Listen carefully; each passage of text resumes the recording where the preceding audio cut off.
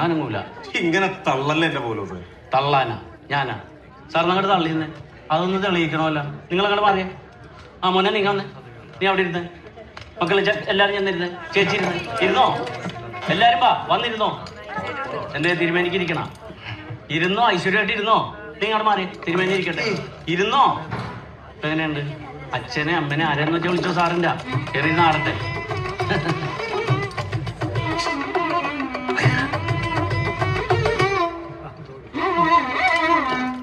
ഇങ്ങോട്ട് വേടക്കേ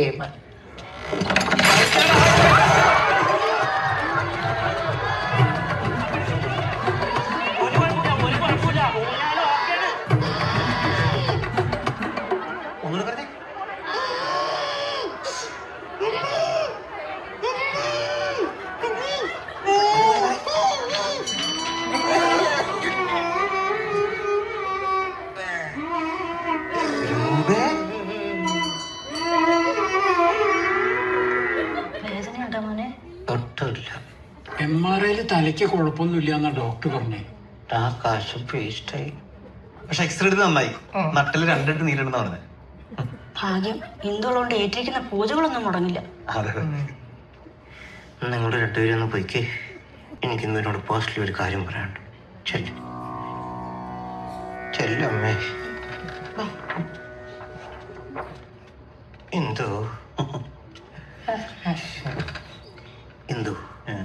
കാര്യം ഞാൻ നിന്റെ കസിൻ നിൽക്കുകയാണ്. പക്ഷെ ഇപ്പോ ഞാൻ നിന്റെ തൊഴിൽദാതാവ് കൂടിയാണ്. അങ്ങനെ ഇപ്പൊ നിനക്ക് ഒറ്റയ്ക്ക് പൂജ ചെയ്യാനുള്ള പ്രാപ്തിക്കായി തന്നെ സമ്പാദിക്കാനും ഞാൻ അതിൽ അഭിമാനിക്കുന്നു. അതെ, ഞാനിത് സ്ഥിരമാക്കുന്ന ഉദ്ദേശമൊന്നുമില്ല. ഒന്ന് ഫിനാൻഷ്യൽ സെറ്റ് ആയാൽ ഞാൻ തിരിച്ചു. നീ പോയിക്കോ. ഞാൻ പറഞ്ഞു വരുന്ന അതൊന്നുമല്ല. നാളെ മുതൽ നിനക്ക് പൂജ ചെയ്ത് കിട്ടുന്നതിൽ 50-50. പൂജ ചെയ്യണത് ഞാനല്ലേ? പക്ഷെ പൂജ പിടിക്കണം ഞാനല്ലേ?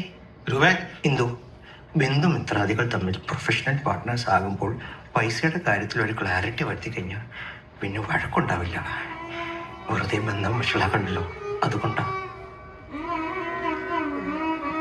60-40. മതി 40 മതി.